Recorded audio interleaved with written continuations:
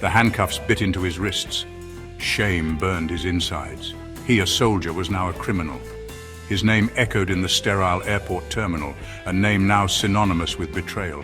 Sergeant John Olufemi, once a symbol of national pride, was being deported. Not back home to Nigeria, but to Syria, a land teetering on the edge of chaos. John looked out the window at the departing city. His city, the city he had sworn to protect. Now it was a fading memory replaced by a future as bleak as the Syrian desert. How did it come to this? Desperation had driven him to the edge, to the murky world of drug trafficking. He had justified it as a means to an end, a way to secure his family's future. He was wrong, terribly wrong. As the plane climbed, the reality of his situation hit him. Syria, a country ravaged by war, a breeding ground for extremism and lawlessness, a place where a man like him, discarded and desperate, could easily disappear. The weight of his choices pressed down on him, heavier than the chains binding him. His heart ached for his family, for the shame he had brought upon them. But even in the depths of his despair, a flicker of hope remained. He was a survivor. He had faced down danger before, on the battlefield in the heart of darkness. He clung to the belief that even in the ruins of his life he could find redemption. The path ahead would be treacherous, of that he was certain, but he was determined to walk it, one painful step at a time. John Olufemi had always been a proud soldier, a protector. He joined the Nigerian army to serve his country, to make a difference. He excelled in his training, his courage unwavering, his loyalty unquestioned. He rose through the ranks, earning the respect of his comrades and superiors, but life had a way of testing even the strongest resolve. His world began to crumble when his daughter fell ill. The medical bills were astronomical, draining his savings, pushing him deeper into debt. Despair gnawed at him, the fear for his daughter's life overshadowing everything else. He had to do something, anything, to save her. That's when the whispers started. Whispers of an easy way to make money, fast.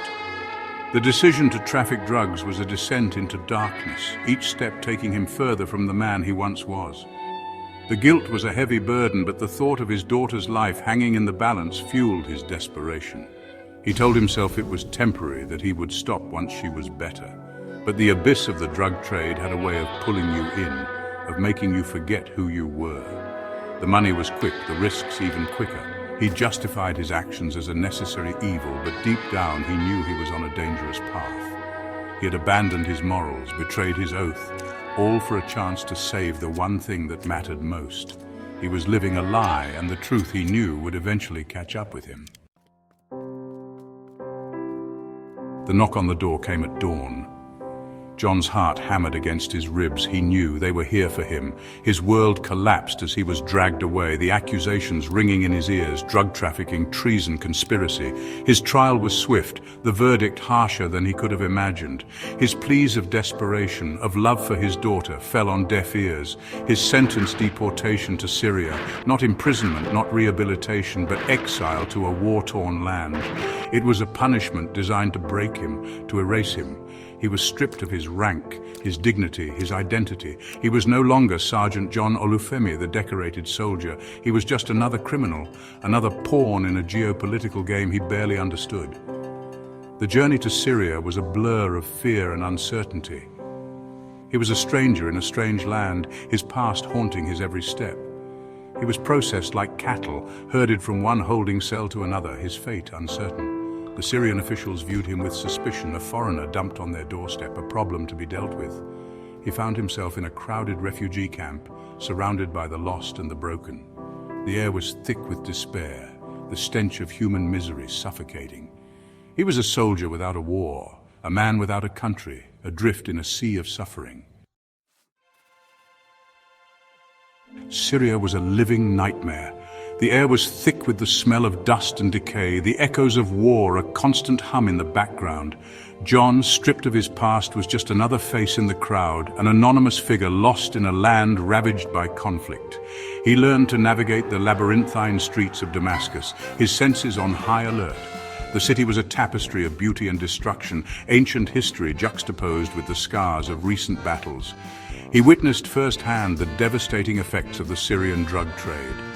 Captagon, a cheap and potent amphetamine, was everywhere, fueling the conflict, destroying lives. He saw young boys, barely teenagers, their eyes glazed over, their bodies ravaged by addiction.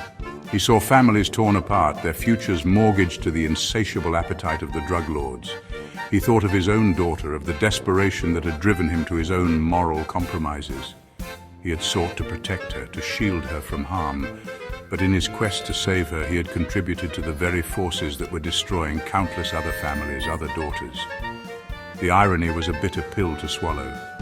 He knew he couldn't change the past, but perhaps he could make a difference in the present. He had been a soldier, trained to fight, to protect.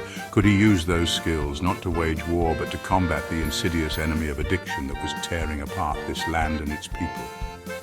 He didn't have answers, only a glimmer of hope, a chance to find redemption in the ruins.